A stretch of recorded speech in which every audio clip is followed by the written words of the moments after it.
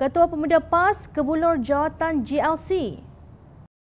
Ketua Pemuda PAS Khairul Nizam Khairuddin kini dilantik sebagai ahli lembaga pengarah Bina Darul Aman Berhad, sebuah syarikat pembinaan milik kerajaan GLC Negeri Kedah.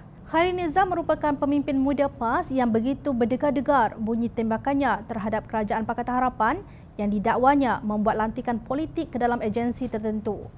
Pelantikan ahli-ahli politik daripada parti komponen Pakatan Harapan diletakkan untuk menerajui institusi atau badan penting negara dan awam dilihat bukan lagi langkah intervensi untuk kepentingan sosial dan mencapai tujuan organisasi, katanya dalam satu kenyataan.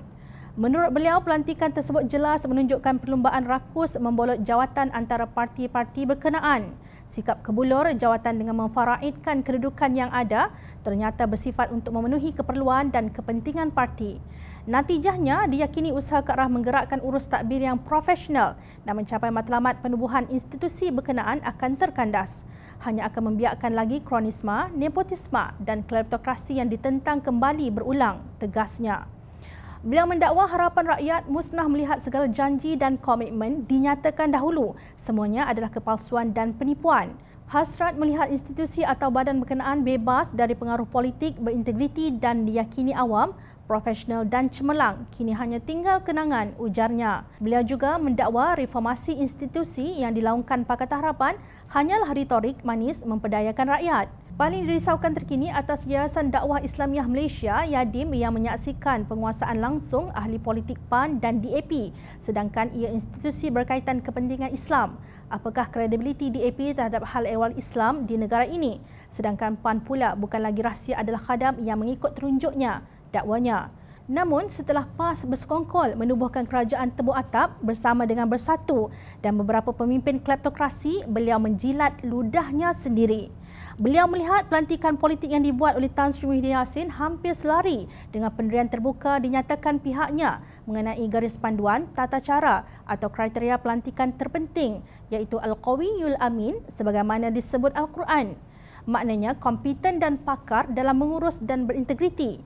Lantikan dibuat itu kalau nak jadi menteri, dia mesti bebas daripada SPRM dan juga daripada PDRM.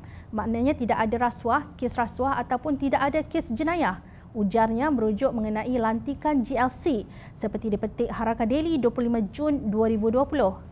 Beliau juga menyangkal dakwaan bahawa pelantikan jawatan-jawatan tersebut sebagai dedak yang bermaksud suapan berunsur rasuah. Namun, apa yang dinyatakan dahulu oleh Ketua Pemuda PAS itu semuanya adalah kepalsuan dan penipuan yang kini hanya tinggal kenangan. Para pemimpin PAS termasuk Khairul Nizam sendiri kebulur jawatan-jawatan berkenaan, kononnya untuk memastikan semua GLC dan agensi kerajaan berfungsi menurut kehendak pentadbiran pusat. Sedangkan hakikatnya penglibatan terlalu ramai ahli politik dalam GLC amat membimbangkan pelabur-pelabur bahawa gejala kronisma dan nepotisme yang sedang berleluasa ini akan menjurus kepada penipuan, salah guna kuasa dan rasuah. Malah Khairul telah melakukan fitnah apabila berkata bahawa amanah adalah khadam DAP. Firman Allah SWT dalam surah Al-Baqarah sebahagian ayat 217 bermaksud dan berbuat fitnah lebih besar dari membunuh. Perkara ini bertepatan dengan hadis Nabi SAW dari Abu Hurairah radhiyallahu anhu bahawa Nabi SAW bersabda, seseorang itu cukup dianggap berdusta kalau ia mengatakan segala apa yang didengarnya. Tidak kira apa istilah dari Al-Quran yang kalian gunakan untuk menghalalkan perbuatan salah kalian, fitnah tetap fitnah dan kini kalian sendiri sedang bergelumang dengannya.